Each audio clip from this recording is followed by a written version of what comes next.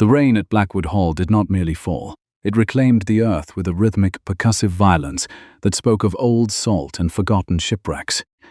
Julianne Ashford stood upon the gravel drive, her spine a column of unyielding oak, while the deluge sought the weaknesses in her stiff bombazine collar. She did not shiver. She did not seek the shelter of the carriage's narrow overhang. She simply waited, her gloved hands folded over her reticule, counting the seconds by the pulse in her own wrist. To her left, Clarissa was a flurry of damp silk and high-pitched anxieties, her golden curls wilting under the weight of the Atlantic mist like dying primroses. Clarissa was the light, the prize, the fragile heiress whose virtue required a guardian. Julianne Ashford was the shadow, the chaperone, the invisible boundary between the girl and the world. The front doors of the manor creaked open, spilling a rectangle of warm, amber light onto the grey stone of the portico.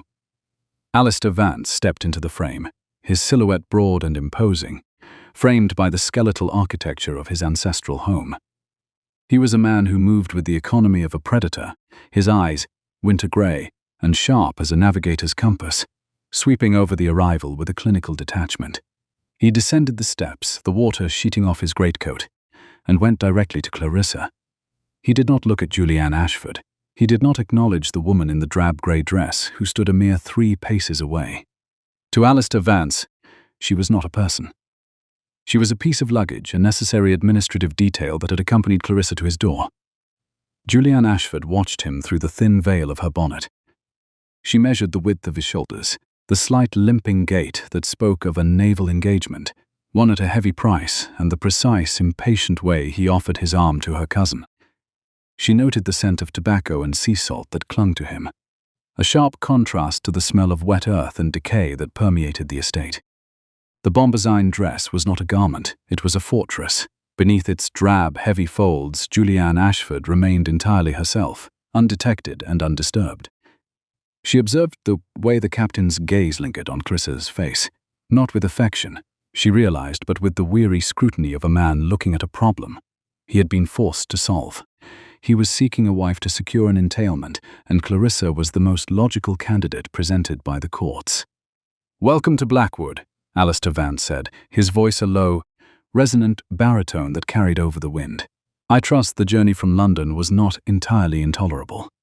He did not wait for an answer, nor did he look back as he began to lead Clarissa toward the warmth of the hall. Julianne Ashford followed at a prescribed distance, her footsteps silent on the stone. She was a ghost in her own life, a role she had perfected over years of managing the Pemberton accounts from the shadows while Clarissa danced.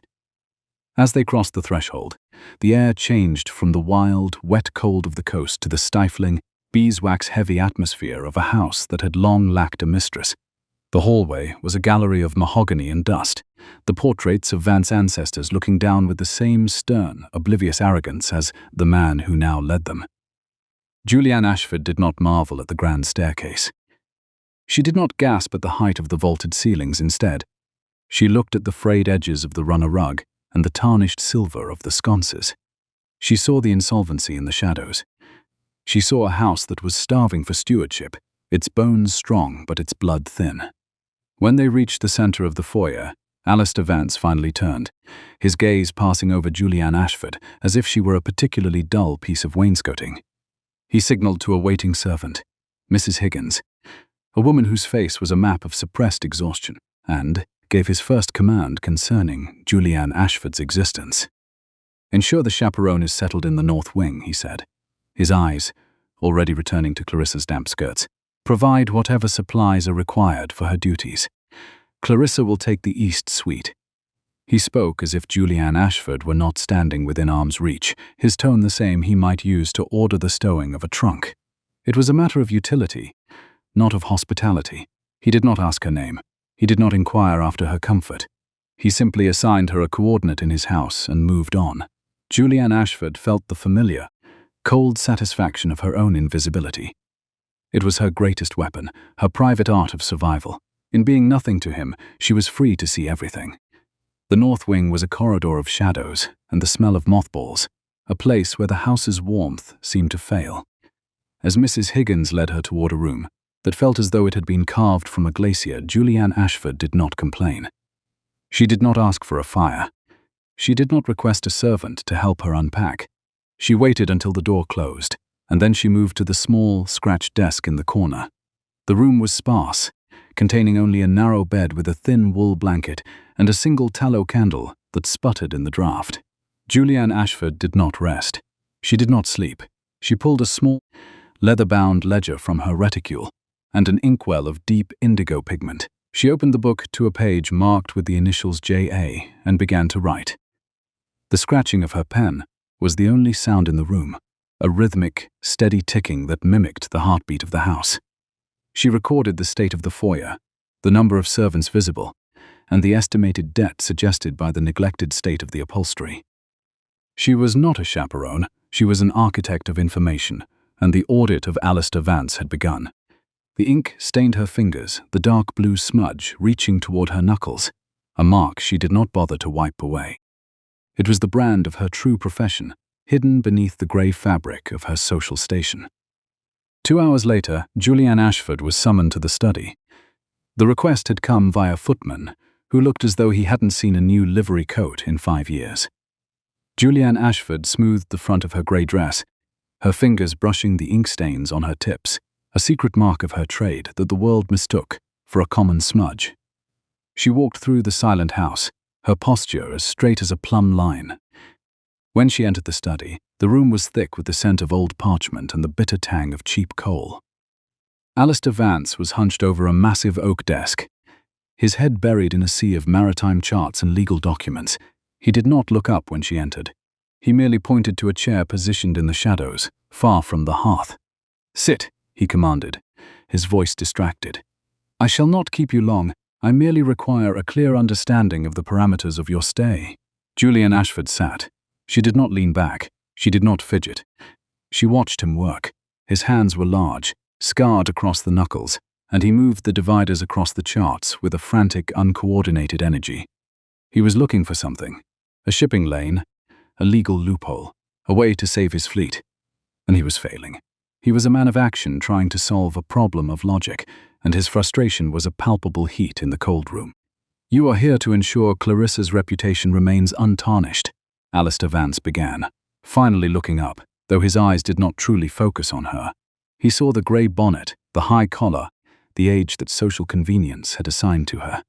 "Clarissa is young, and she is spirited. My duties with the Admiralty and the management of this estate require my full attention. I cannot be bothered with the trivialities of a debutante's whims. You are to be her shadow. You are to be silent. You are to be diligent. And above all, you are to be invisible. Do you understand?" "I understand perfectly, Captain," Julianne Ashford replied. Her voice was level, a neutral instrument that betrayed nothing of the intellect simmering beneath her brow. She looked past him to the charts on his desk. Even from 5 feet away, she could see the error in his calculations. He had misjudged the drift of the currents in the Malacca Strait, a mistake that would lead to a 3-week delay in any merchant fleet following his proposed route. It was a fatal error in a legal dispute regarding timely delivery, and it would give Haddon the opening he needed to ruin the Vance name. She did not speak of it. She did not point to the ink lines. She simply waited. Alistair Vance sighed, rubbing his temples with the heels of his hands. "There is a scholar," he said, more to himself than to her, his voice dropping into a tone of weary longing. "An anonymous correspondent who has been assisting me with the maritime precedents for the Haddon case. A mind of such precision, such cold, beautiful logic. If only that person were here, instead of a house full of debutantes and chaperones. I am drowning in technicalities, and I have no one to help me navigate." He looked at Julianne Ashford then, a brief, flickering glance of pity. "But I suppose you wouldn't know anything of maritime law or the intricacies of the East India Company's charters, would you?" "I am merely a chaperone, Captain," Julianne Ashford said, her voice like soft silk over a blade. "My world is comprised of embroidery silks and the proper temperature of tea." It was a lie, a magnificent, calculated deception. She was the one who had written those anonymous letters. She was the J.A. whose logic he craved. She was the scholar he was seeking, and she was sitting 3 feet away from him, in a dress that smelled of mothballs and humility. She watched his eyes scan the charts again, seeing the desperation he tried to hide behind his military posture.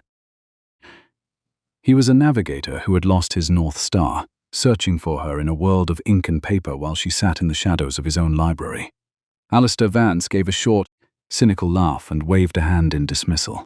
"Quite so. Embroidery and tea. That is the tragedy of my current situation. You may go. See that Clarissa is dressed for dinner by 7. I will not have lateness in this house."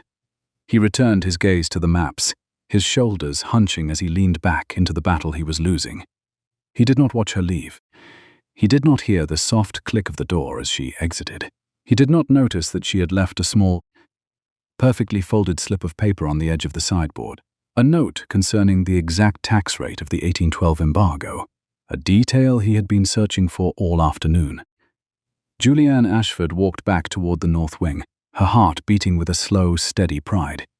She passed through the damp corridors of Blackwood Hall, noting the places where the plaster was cracking and where the draught from the sea was most biting. The house was a patient in need of a surgeon, and she had already begun to sharpen her tools. She did not feel the insult of his dismissal. She did not feel the weight of her invisibility. She felt the power of the ledger. She had seen the weakness in his defenses, and she had seen the brilliance in his struggle. Alistair Vance was a man worth saving, even if he was too blind to see his savior. As she reached her cold room, Julianne Ashford looked at her ink-stained fingers and smiled.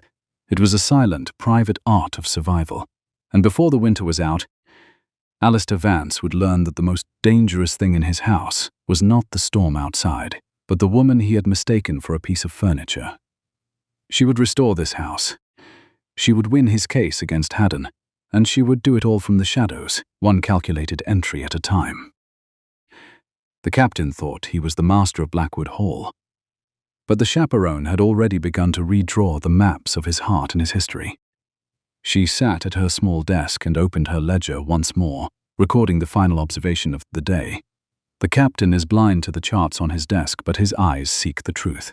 I shall provide it, provided he learns how to see."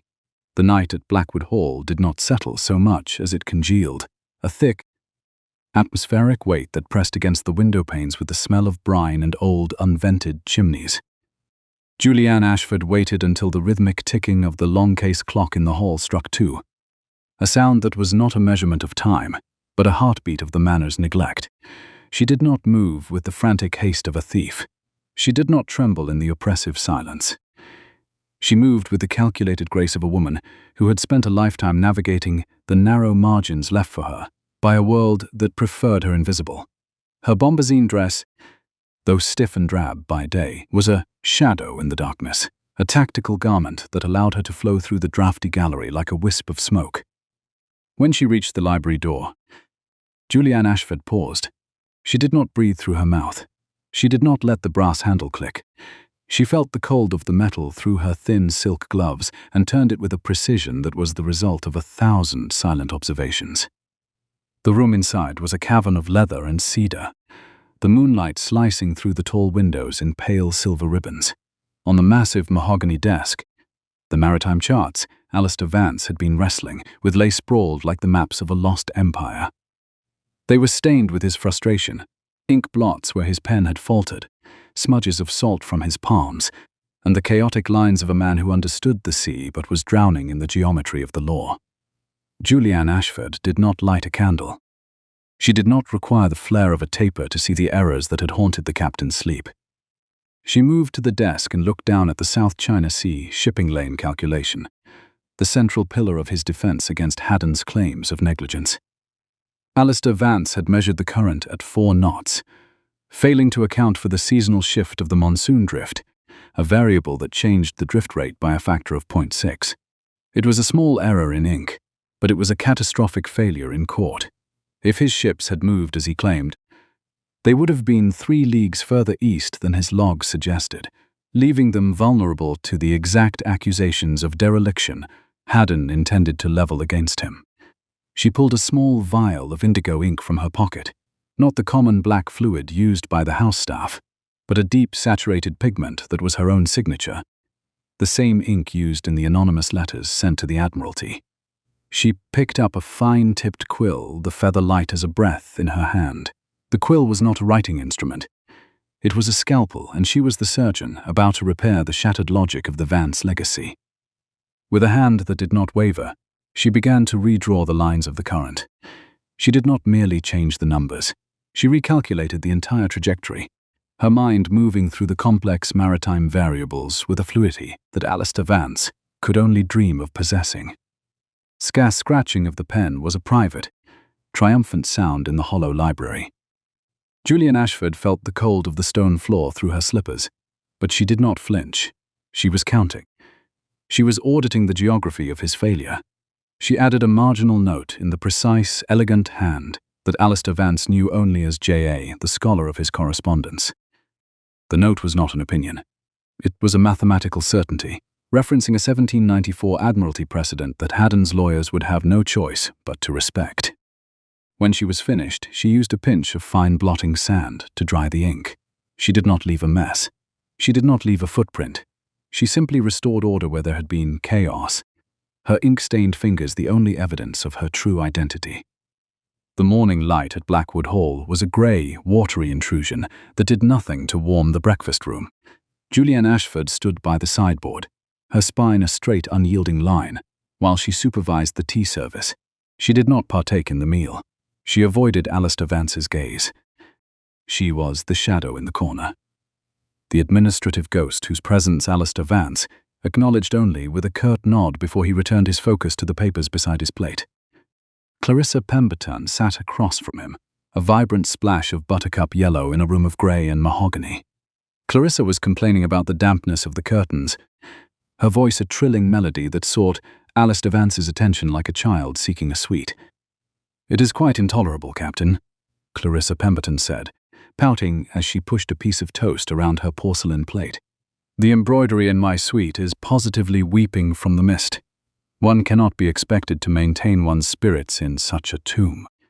Julianne agrees with me, don't you, Julianne?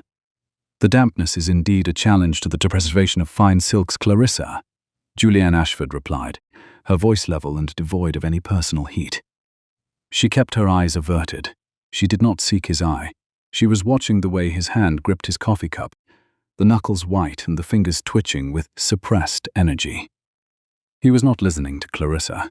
He was staring at the chart he had brought to the table, his winter-grey eyes narrowed in a state of profound, stunned confusion. Alistair Vance did not speak for several minutes.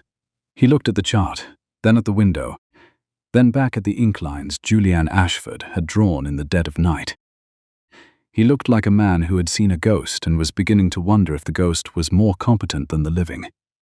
Finally, he slammed the paper down on the table, the sound echoing in the high-ceilinged room.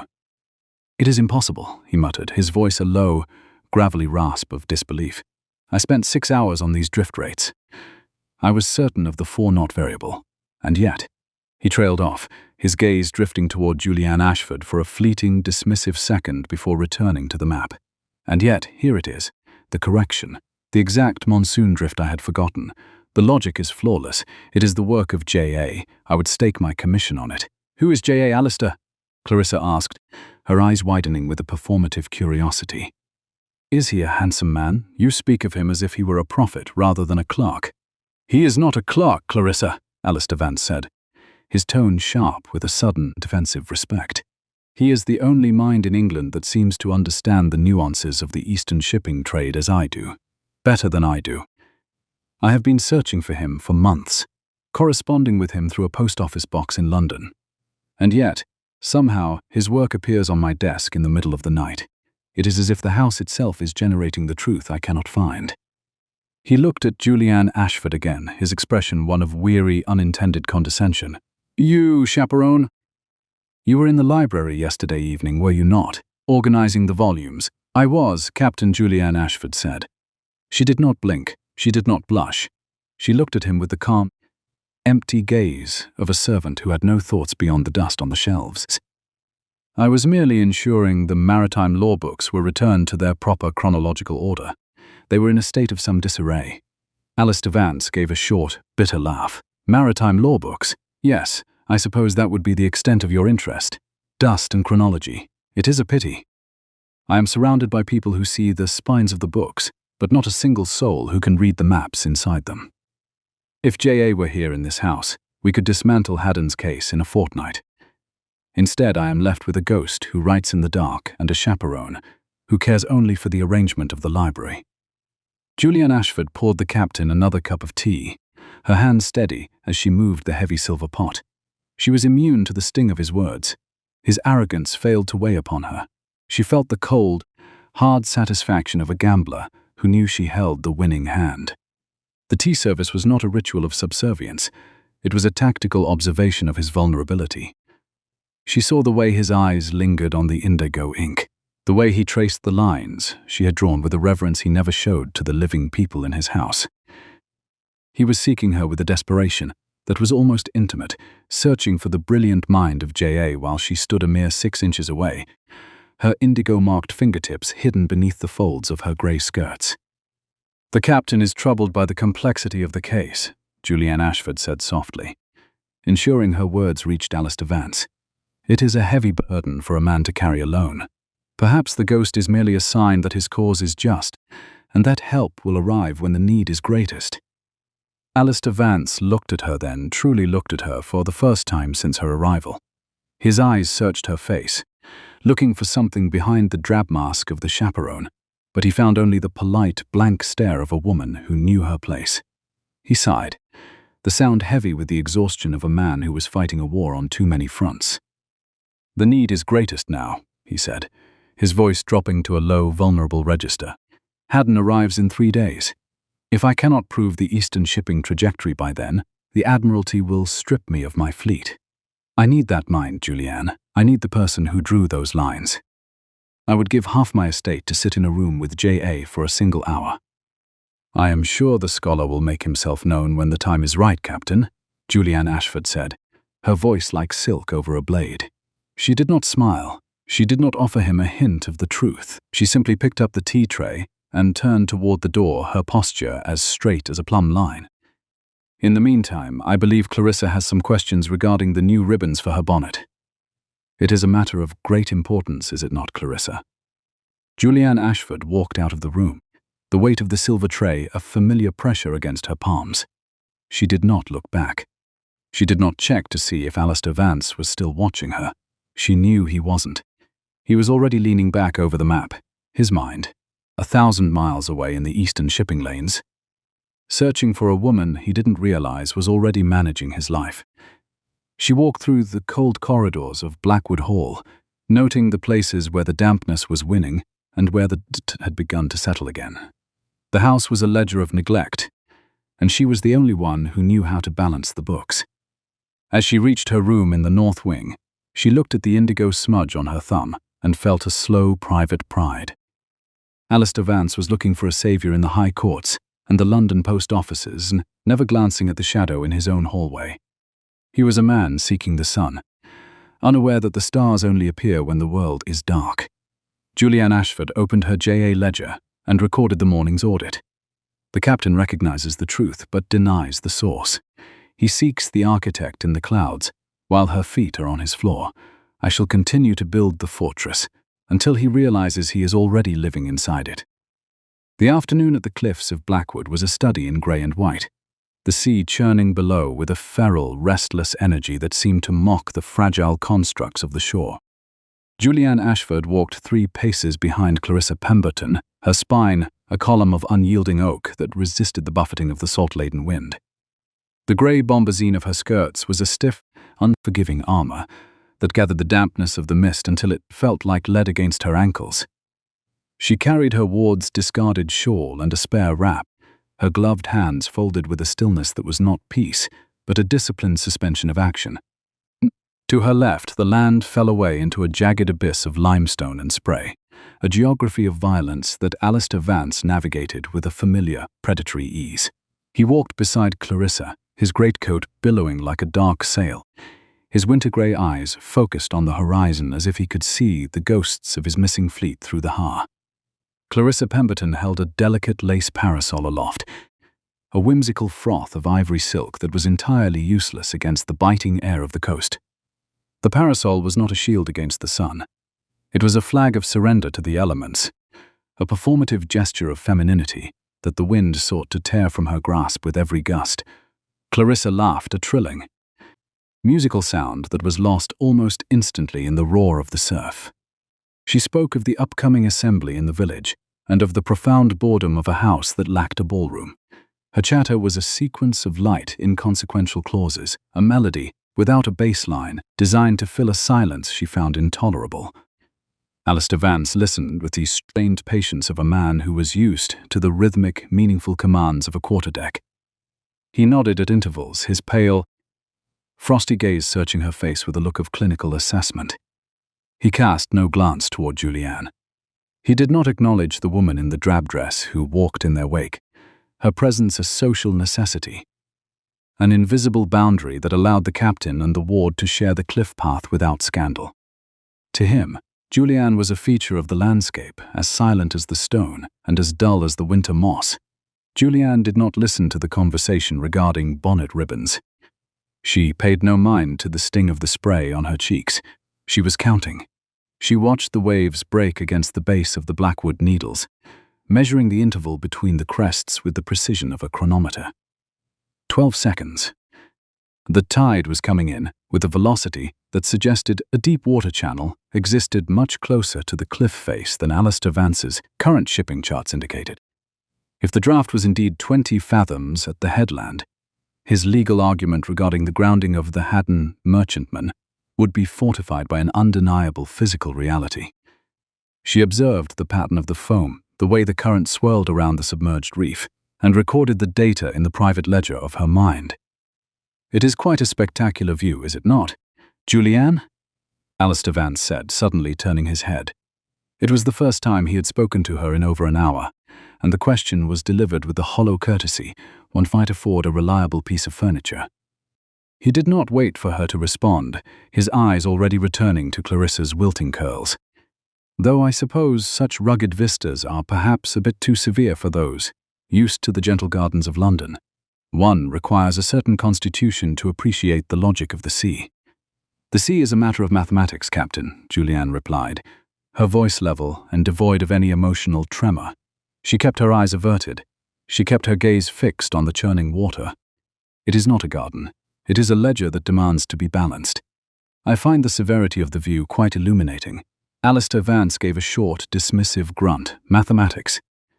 I suspect your interest in the sea is confined to the temperature of the bathwater and the arrival of the tea shipments.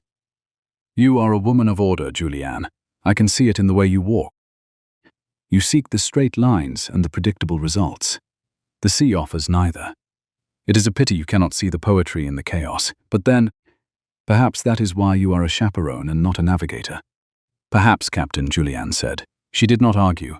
She did not point out that she had just calculated the harbor's depth to within a foot of accuracy. She did not reveal that the chaos he saw was, to her, a perfectly transparent sequence of hydrographic laws. She watched him offer his arm to Clarissa to guide her over a muddy patch of the path, his touch careful and distant. He was a man who craved the fire of a brilliant mind, but was conditioned to seek the warmth of a pretty face. The walk ended at the gates of the manor, the heavy iron bars groaning as they swung shut behind them. As they entered the foyer, the air changed from the wild freedom of the cliffs to the suffocating, beeswax-heavy atmosphere of a house in decline. The evening passed in a sequence of muted rituals, the lighting of the lamps, the serving of a lean dinner, and the retreat to separate spheres of silence. Alistair Vance disappeared into the library early, his frustration palpable, as he muttered about the impending arrival of Geoffrey Haddon. The house settled into a cold, hollow stillness that Julianne used as a shroud. At 2 o'clock in the morning, the manor was a tomb of shadows. Julianne Ashford rose from her bed, her movements as precise and silent as the ticking of the clock in the hall. She did not carry a candle. She abbagged by the pale silver light of the moon that filtered through the high windows, a ghost moving through a fortress of neglect. She reached the library door, the handle cold as ice against her palm, and slipped inside. The room smelled of old paper and the dying embers of a fire. She moved toward the captain's desk, her eyes adjusting to the gloom. The maritime charts lay scattered across the mahogany surface like the wreckage of a failed campaign. She sat, chair, in the hair, feeling the weight of the house pressing down upon the ceiling, and reached for her own bottle of indigo ink, she had concealed in the folds of her dress. The quill was not a tool of script. It was a needle stitching the fabric of a broken legacy. For 3 hours, she worked with a terrifying, fluid precision. She redrew the shipping lanes of the South China Sea, her hand moving with the confidence of a woman who had lived 1,000 leagues in the margins of other men's maps. She accounted for the monsoon drift that Vance had ignored. She integrated the 1794 Admiralty precedent note into the very geometry of the route. Every line was a revelation, a sequence of hydrographic laws translated into a visual language of power. When she finished, the indigo ink was a deep, saturated blue against the yellowed parchment, a signature of an intellect that Vance had never bothered to look for.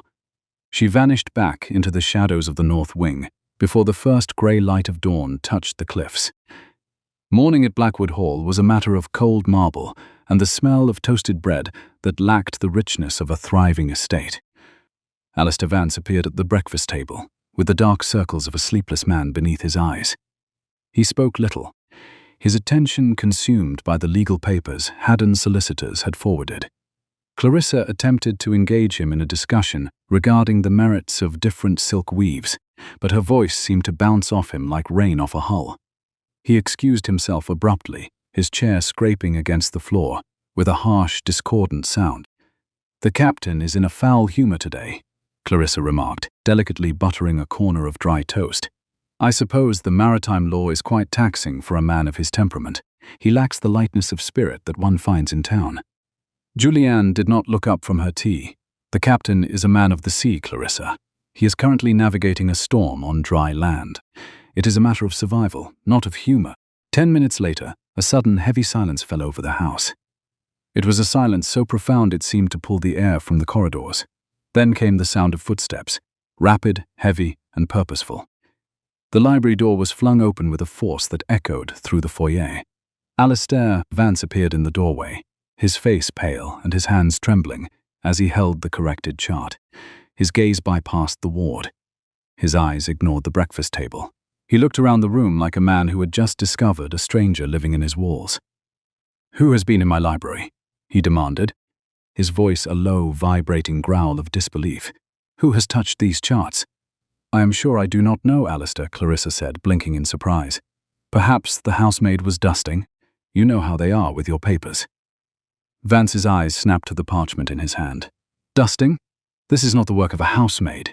This is the mind I have been seeking, the Malacca Strait, the monsoon drift. It is all here. Every error I made has been excised with the precision of a surgeon."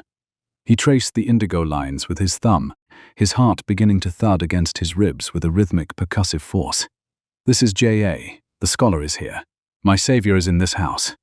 He turned his gaze toward Julianne, who sat with her spine a straight line of composure, her fingers folded in her lap. He looked at her for a long moment, his storm cloud eyes fixed not on Julianne but searching her face, before he shook his head, a short, bitter laugh escaping his lips. "It is absurd. I am looking for a giant, and I am surrounded by mice." He turned back to the room at large, his voice rising with a desperate admiration. "I would trade half of this inheritance, half of the very soil of Blackwood, just to sit across a table from the person who drew these lines. I am seeking a star, and yet I am trapped in a house of shadows." He retreated back into the library, the door closing with a finality that signaled the beginning of his obsession. He was a man who had found the map to his own salvation but remained blind to the hand that had drawn it. He was seeking the architect in the clouds, unaware that her feet were on his floor. Julianne Ashford stood and cleared her plate with the methodical, quiet grace. The sting of his dismissal barely registered. She did not feel the weight of her own invisibility. She walked to her room and opened the J.A. ledger, recording the morning's entry with a steady hand. "The captain has recognized the truth, but remains terrified of the source. He seeks a partner in the high courts, unaware that I am the one holding the ladder. Haddon arrives in 3 days, and the final piece of the navigation is set. The audit of Blackwood Hall continues, and the final balance is closer than Alistair Vance can ever imagine." She closed the book with a soft, final click, the sound of a debt being calculated with the cold, beautiful logic of the sea.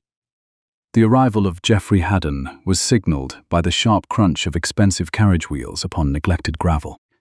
Julianne Ashford stood in the shadows of the upper drawing-room gallery, her spine a column of unyielding oak. She watched the black lacquer vehicle halt, a shimmering monument to new wealth that sneered at the weather-beaten stone of the Vance ancestral home. Haddon stepped out with performative elegance, his greatcoat trimmed in velvet that had never known an Atlantic storm. He was a predator of the counting house, seeking to dismantle a true navigator's legacy. Julianne did not move as the heavy front doors were flung open. The freezing draft swept the marble floor, but she did not flinch as Haddon's arrogant baritone echoed through the foyer. He commanded the footmen, claiming the house as if the deed were already his. She stood perfectly still in her stiff bombazine dress, methodically measuring the enemy. To Haddon, she was a domestic fixture, a piece of living upholstery meant only to ensure the young ward's virtue. She felt the cold satisfaction of her invisibility, a private art of survival allowing her to observe his moral rot, while he failed to see the devastating danger quietly waiting in hers. Alistair Vance met his rival in the lower drawing room, a space smelling faintly of beeswax and dying embers. The captain stood with strict maritime stiffness. Haddon did not offer a hand. Instead, he produced a legal summons bearing a heavy red wax seal. He laid it upon the scarred mahogany table with a slow, theatrical motion. His voice was a percussive weapon, delivering blows of technical jargon designed to overwhelm a man who profoundly understood the stars, but who was tragically illiterate in the labyrinthine grammar of the Admiralty courts. "It is a matter of simple negligence, Captain," Haddon said, his smile a predatory line. "Your sudden deviation during the storm constitutes a blatant breach of the Admiralty contract. By tomorrow, at noon, the court will formally authorize the total seizure of your merchant vessels.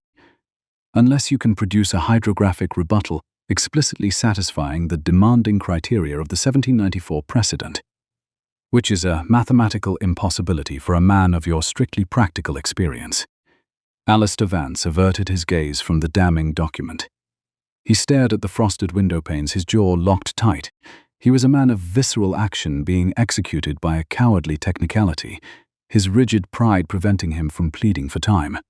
Watching silently from the hall, Julianne saw the slight tremor in the captain's calloused fingers. She did not feel pity. She felt the electric clarity of a master calculator finding the missing sum. She had heard the fatal flaw in Haddon's argument, a highly critical error regarding the complex tax rate application of the 1794 precedent. It was a matter of pure mathematics, not of chaotic emotion. Haddon turned his gaze toward Julianne then, his eyes passing over her drab figure with dismissive contempt. "And you," he sneered, gesturing with a tightly gloved hand. "I assume you are the chaperone. Make certain the tea is brought in without delay. It is a profound pity the great Vance name has come to this, guarded by nothing more than a quiet mouse in grey wool." Julianne did not lower her head. She curtsied with a precision that was a lethal, silent weapon of social defiance. "At once, Mr. Haddon," she said, her voice a perfectly neutral instrument. "Captain Vance, with your permission?" Alistair gave a short nod, his eyes fixed on the wax-sealed summons. He spared her no genuine glance. To him, she was merely the dull, reliable woman who kept Clarissa Pemberton from embarrassing the household. Julianne walked steadily toward the east corridor, her heart beating a steady pulse that perfectly mimicked the ticking of the grand hall clock. She did not go to the kitchen to fetch tea. The intellectual audit of Geoffrey Haddon had officially begun. The grand library at 2 o'clock in the morning was an echoing cavern of cold leather and dusty vellum. Julianne moved confidently through the pitch-black darkness to the captain's massive oak desk. She sat in the heavy leather chair, unlocking the bottom drawer to retrieve the J.A. ledger alongside her specialized bottle of deep indigo ink. The freshly sharpened quill was not a mere tool. It was a needle expertly stitching the torn fabric of a broken family legacy. For 3 uninterrupted hours, she worked with fluid, silent precision. She drafted the complex legal rebuttal, citing the exact tax rate error in the 1812 embargo note and flawlessly applying the 1794 Admiralty precedent with irrefutable mathematical certainty. She paid no heed to the clock. She looked only at the pure, unbreakable logic of the law. As her quill scratched the final period, a soft light flickered in the heavy doorway. Julianne calmly looked up to see Mrs. Higgins clutching a brass lamp. The housekeeper did not see the invisible chaperone, but rather the brilliant woman, with ink-stained fingers and calculating eyes. "The captain is pacing in the drawing room, Miss Julianne," Mrs. Higgins said softly. "He does not know how to fight this man in a court of law. He has the brave heart of a lion, but Haddon is a venomous snake. Then we shall simply provide the lion with much sharper claws," Julianne replied, her voice cool as a newly forged blade. She held up the heavy parchment, the deep indigo ink glistening wet. "This precise document identifies a fatal flaw Haddon's lawyers completely overlooked. I need you to place this among the scattered Admiralty files on the captain's desk. See to it that it looks as though it has been resting there undisturbed for decades. He will assume his mysterious ghost has come to his rescue," Mrs. Higgins murmured. "Let him think whatever he wishes," Julianne said, her spine straight against the leather chair. "He requires a tangible victory to save his fleet, not a woman's name. The distinctive indigo ink will perfectly match the corrections on his maritime charts. He will instantly recognize the scholar's hand, but he will never suspect the lowly messenger.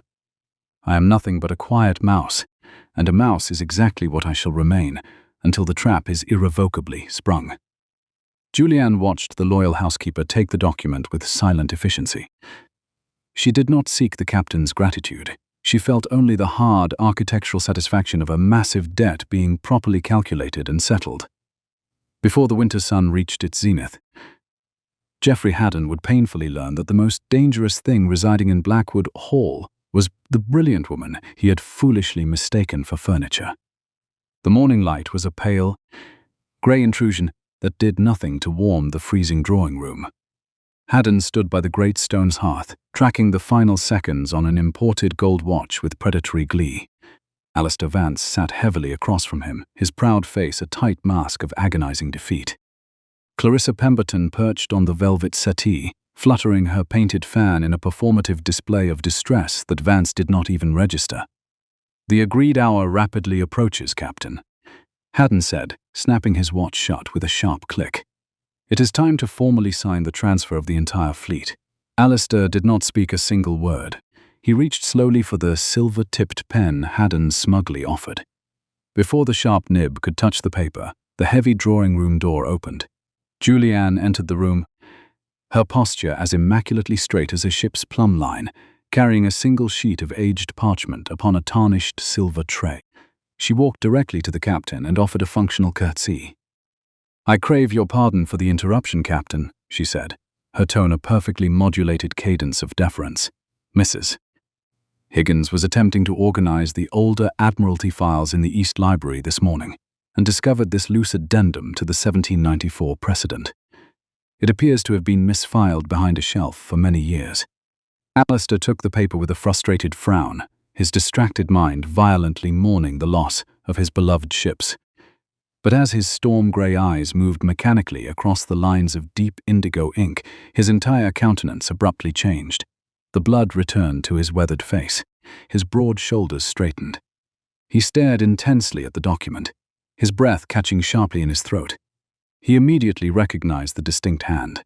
It was the exact same elegant, razor-sharp script that had flawlessly corrected his complex maritime charts. It was undeniably the handwriting of J.A., the elusive scholar he had been relentlessly seeking. "It is here," Alistair whispered, his voice building into a low growl of pure triumph that vibrated through the cold room. "The exact tax rate error, the hydrographic exemption clause." He stood up abruptly, the heavy chair scraping loudly against the floorboards. "Mr. Haddon, your legal summons is entirely fraudulent. This specific addendum, found resting quietly in my own archives, completely nullifies your absurd claim to the shipping lanes. You have absolutely no jurisdiction over my fleet." Haddon snatched the paper, his smug face rapidly turning a mottled red. He desperately scoured the lines, but the underlying logic was absolute iron. It was a sheer masterpiece of legal and maritime deduction. Where in God's name did this come from? Haddon demanded, his polished veneer shattering. "This is the work of a seasoned legal master. I was explicitly told you were rotting alone here with nothing but mice and debutantes." Alistair looked down at the parchment with something bordering on religious worship. "It was found in the library, Mr. Haddon. he said, his voice dropping into a tone of focused reverence. Written by the only mind in all of England that truly understands the intrinsic value of a perfectly balanced ledger. J.A. has graciously saved this estate once again. I would gladly give half my wealth, half my very life to meet the brilliant scholar who drafted this flawless rebuttal. He then briefly turned his gaze toward Julianne, who was standing perfectly still by the door. His eyes remained as utterly blind as they had been on the very first day. "Thank you, Ashford," he said, his voice instantly returning to its dismissive, impless clip. "You did quite well to bring this to me immediately. You may return to your standard duties with Clarissa now. She requires immediate assistance with her daily correspondence in the East Suite." "At once, Captain," Julianne replied, offering a brief nod that betrayed absolutely nothing of the monumental triumph singing in her veins. She turned smoothly on her heel, leaving the men to their battlefield. "Did you hear that? Haddon," Alistair continued, entirely ignoring Julianne as she quietly exited the room. "A master, a true intellectual peer walks these halls. While you were busy counting your stolen pennies, a brilliant scholar was methodically auditing your ruin. You foolishly claimed I was guarded by nothing more than a chaperone. But this house is fortified by a genius you cannot even begin to name." Julianne later led the thoroughly defeated Geoffrey Haddon toward the heavy front doors. The captain's blind dismissal left no lingering sting. She felt only the cold, crystalline satisfaction of a complex debt being paid in full. She stood on the threshold and watched the Haddon carriage rattle away over the damp gravel, retreating frantically like a beaten dog. She closed the doors until the latch clicked, looking down quietly at her ink-stained fingers. The great ledger was in perfect balance. The maritime legacy was safely restored, and she remained the invincible, secret architect of the captain's entire world. Measured by the heavy ticking of the hall clock, the absolute truth was hers alone to hold, and that was a profound sovereignty Alistair Vance was not yet worthy to share. The morning following Geoffrey Haddon's ignominious retreat from Blackwood Hall was defined by a silence so heavy it seemed to possess a physical weight, a dense, atmospheric pressure that settled into the cracks of the floorboards like fine coastal silt. Julianne Ashford stood in the small sun-starved pantry adjoining the kitchen, where the air tasted of dried lavender and the sharp, cold scent of pickling brine. Her spine was a column of unyielding oak that refused to succumb to the fatigue of the previous night's vigil. She did not seek the comfort of a cushioned chair. She did not allow her shoulders to slump beneath the stiff grey bombazine of her bodice. She stood before a scarred pine trestle table, her gloved hands removed to reveal fingers stained with the persistent, telltale smudge of indigo ink. Before her lay the leather-bound household ledger, its vellum pages open to recent accounting entries, detailing 6 dozen eggs, 4 pounds of salted butter, and a precise order for high-quality vellum to be delivered from the village stationer. The task was a requirement of administrative stewardship. To Julianne, the ledger was the necessary architecture she had built to keep the Vance estate from crumbling into the Atlantic. She wrote with a rhythmic, percussive scratching of the quill, her mind already calculating the remaining stores of coal and the shelf life of the winter potatoes. She did not hear the approach of Alistair Vance.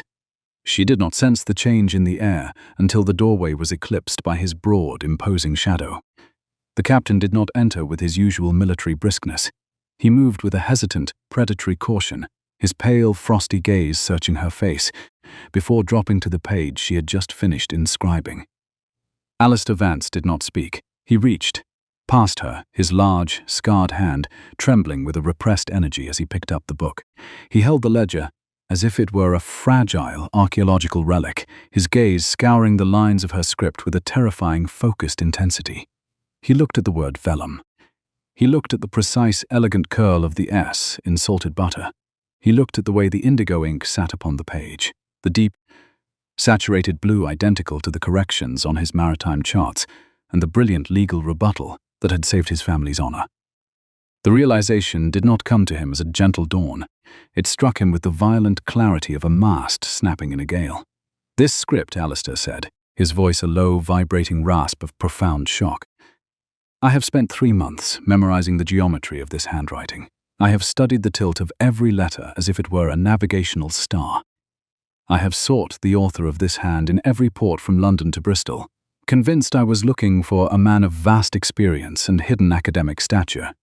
He turned the ledger toward Julianne, his face pale and his eyes searching her features with a desperate, shattered hunger.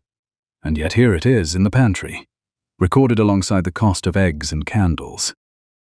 Written by the woman I have treated as a piece of living furniture for half a season. Julianne did not look away. She did not offer a flustered apology.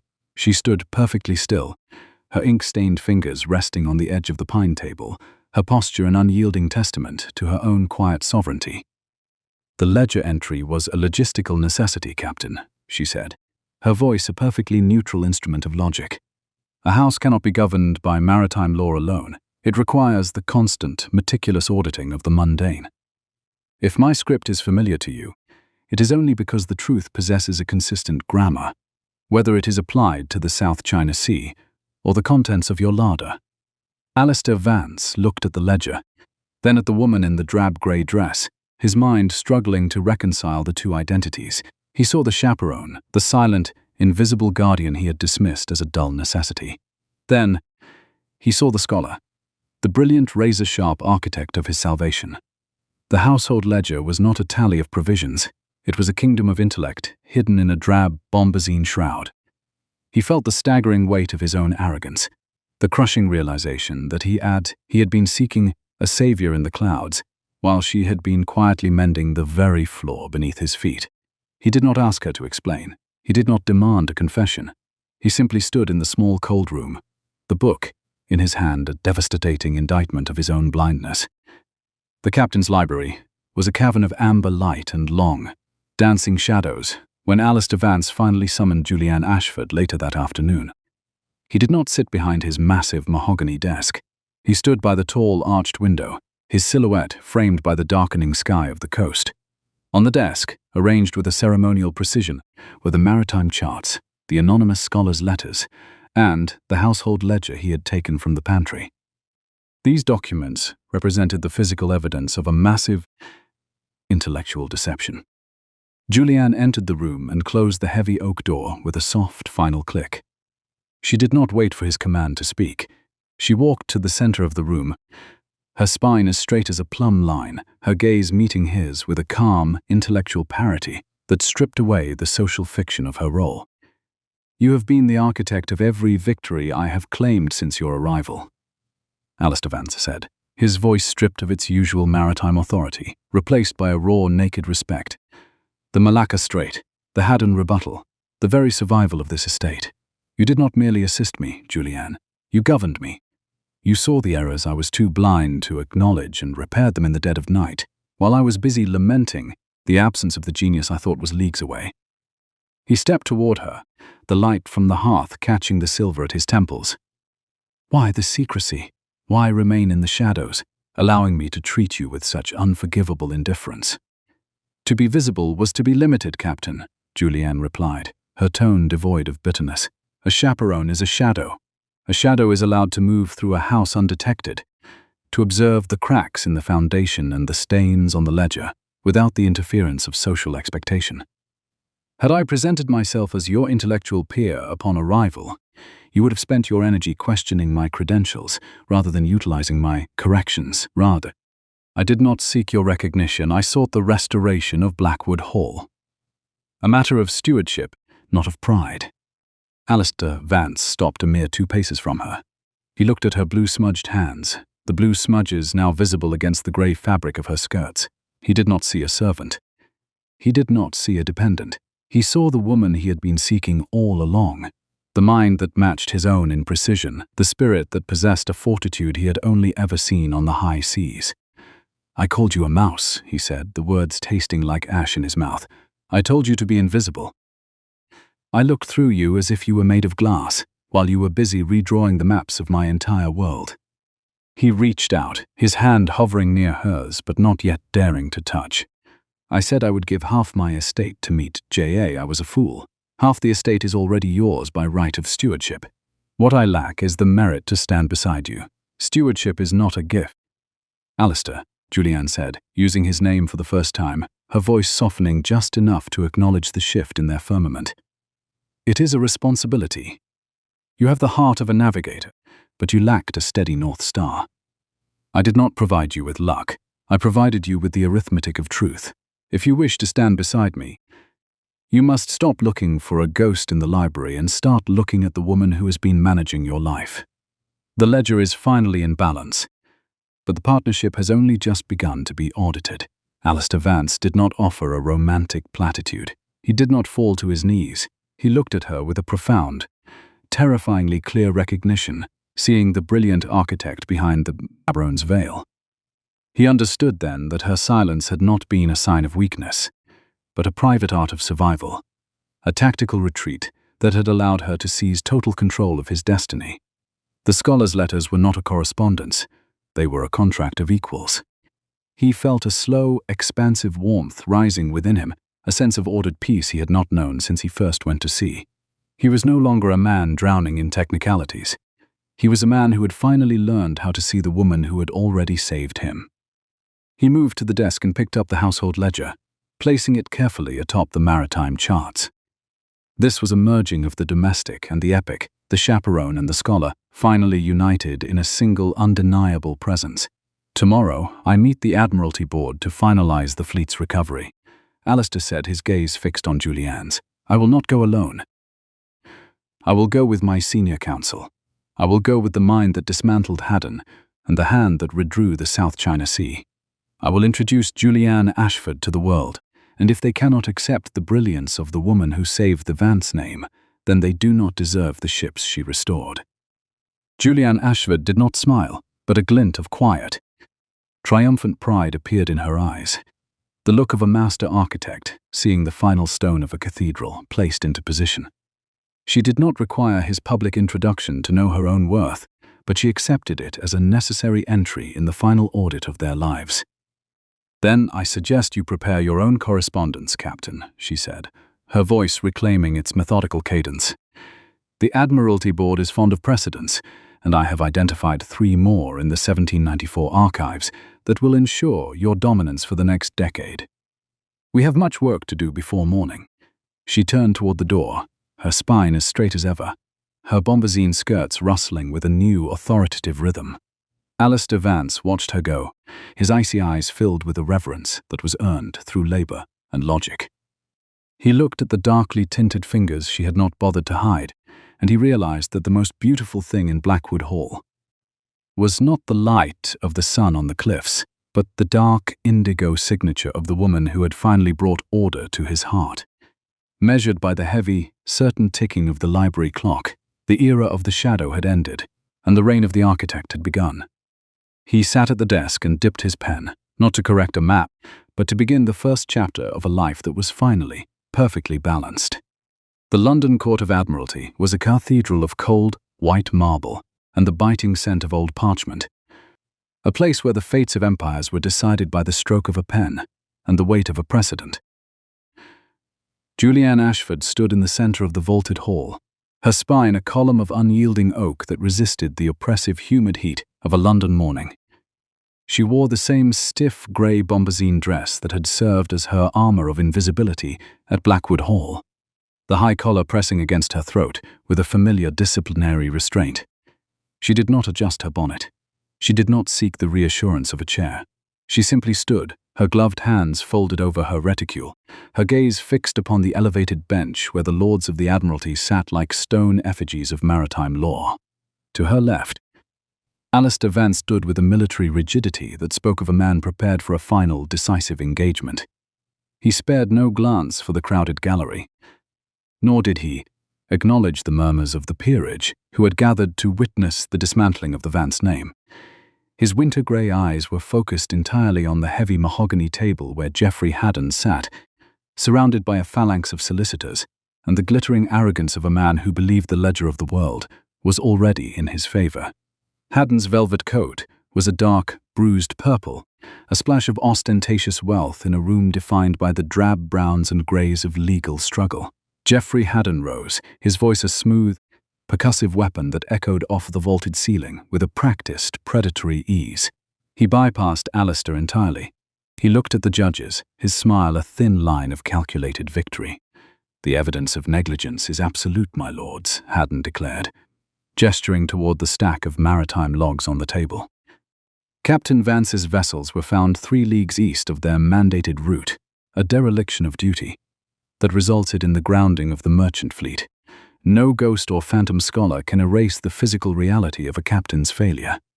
The Vance fleet belongs to the Crown, and the stewardship of the South China lanes must pass to those who understand the grammar of the sea. The lead judge, a man whose face was a map of 70 years of Atlantic storms, leaned forward. "And what of the 1794 precedent, Mr. Haddon? Captain Vance has submitted a rebuttal identifying a tax rate exemption and a monsoon drift variable that would, if proven, nullify your claim of negligence." Haddon gave a short, dismissive laugh that carried a note of jagged contempt. "A rebuttal drafted by an anonymous clerk, my lord, a scholar who refuses to show his face. Captain Vance claims this J.A. is a master of maritime logic, yet the man does not exist. It is a fabrication, a desperate forgery created in the shadows of a failing estate to delay the inevitable. Unless this architect of truth is prepared to stand before this board and defend these calculations, they are nothing more than ink and wishful thinking." Alistair Vance stepped forward, the sound of his boots on the marble floor a rhythmic, heavy beat of defiance. He did not speak immediately. He turned his head and looked at Julianne, a gaze so filled with a raw, public reverence that it silenced the whispers in the gallery. He offered his arm, not as a protector to a dependent, but as a man acknowledging his sovereign. "The scholar is not a fabrication." "Mr. Haddon," Alistair said, his baritone voice filling the hall with the weight of a naval command, "and she is not a clerk. She is the architect of every chart I have sailed and every legal victory I have claimed. She is the mind that redrew the South China Sea while you were busy counting the coins you had not yet stolen." He looked at the judges, his posture an unyielding testament to the truth. "My lords, I introduce to you Julianne Ashford, my senior counsel and the author of the 1794 rebuttal. The woman you have mistaken for a chaperone is the only mind in England capable of auditing the ruin you seek to cause." The silence that followed was not a lack of noise. It was a vacuum of power. The gallery remained frozen as Julianne stepped forward, her hand resting lightly on Alistair's arm. She did not blush. She refused to lower her eyes.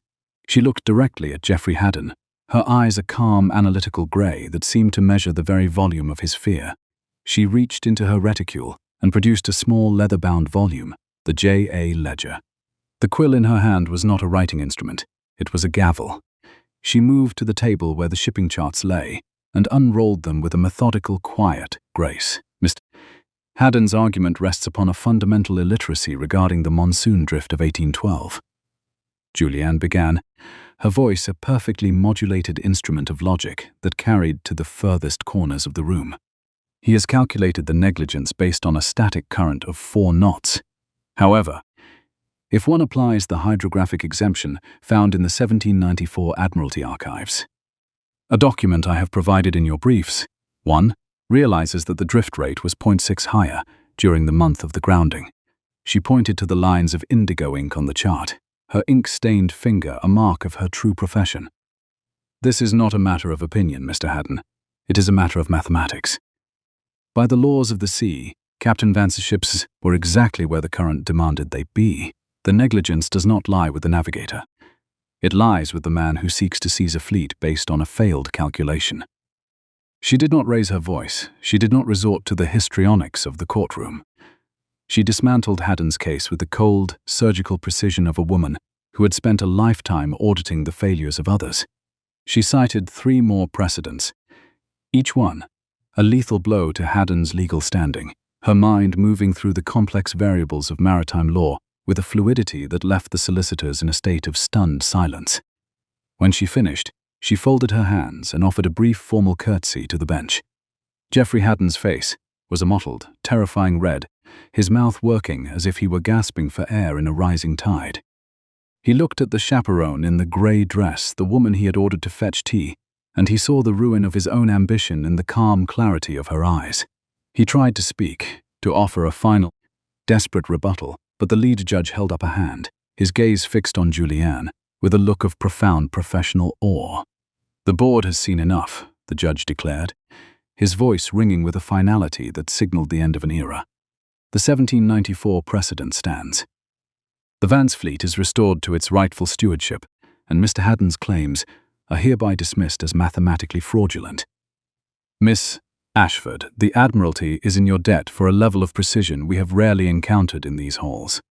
The gallery erupted into a frantic, chaotic sound of murmurs and movement, but Alistair Vance did not hear them. He stepped toward Julianne, his hand reaching out to cover hers, where it rested on the table. His eyes bypassed the bench entirely. He paid no attention to his defeated rival.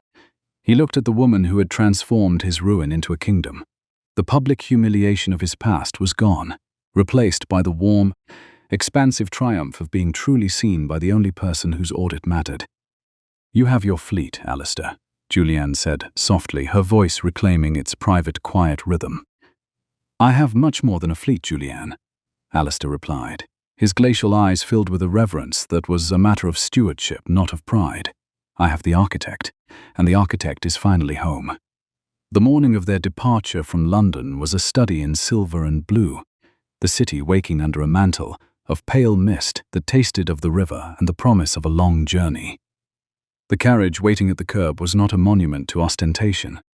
It was a vehicle of restoration, its dark wood polished to a dull glow, and its interior smelling of cedar and fresh vellum.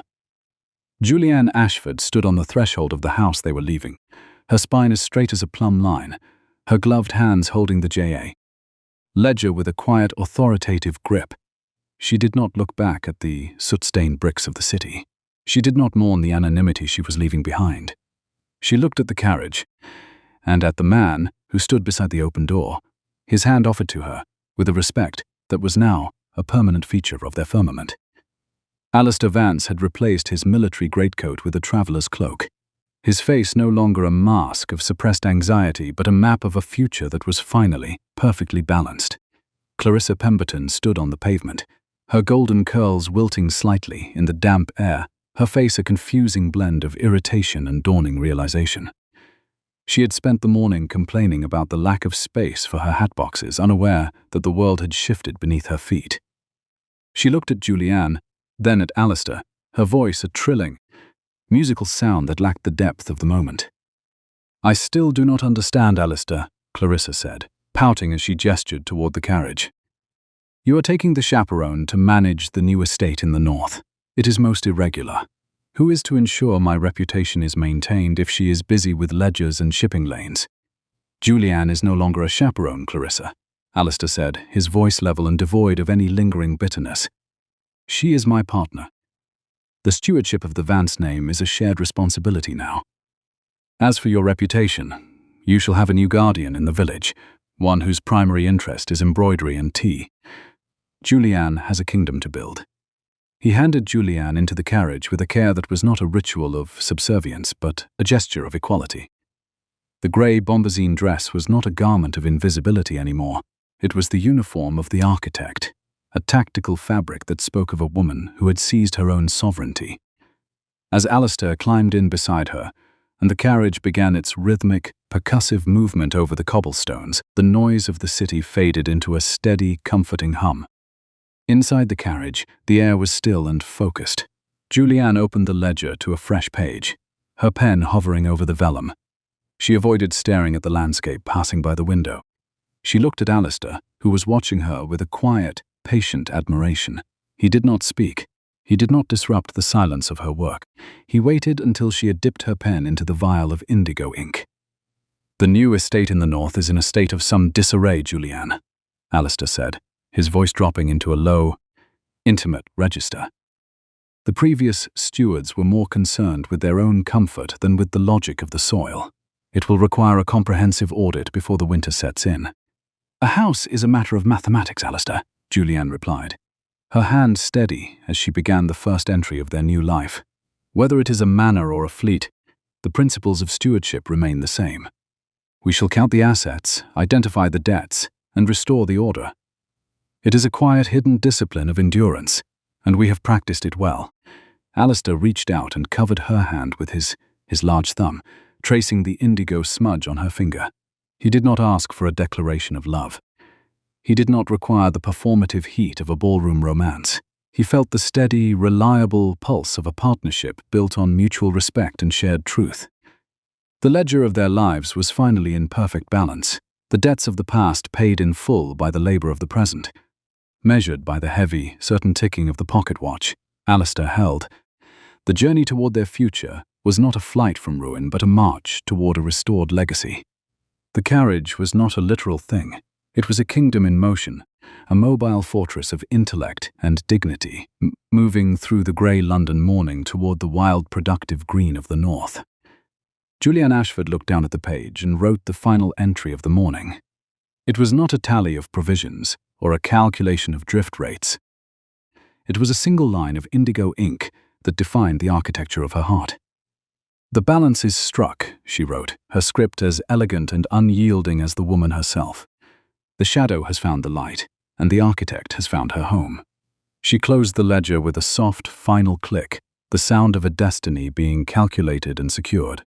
She looked at Alistair and saw her own reflection in his winter-grey eyes, not as a chaperone, not as a ghost, but as the woman he had been seeking all along. The carriage rolled on, the wheels singing a rhythmic, triumphant song against the road, as they moved together toward a life that was finally perfectly balanced.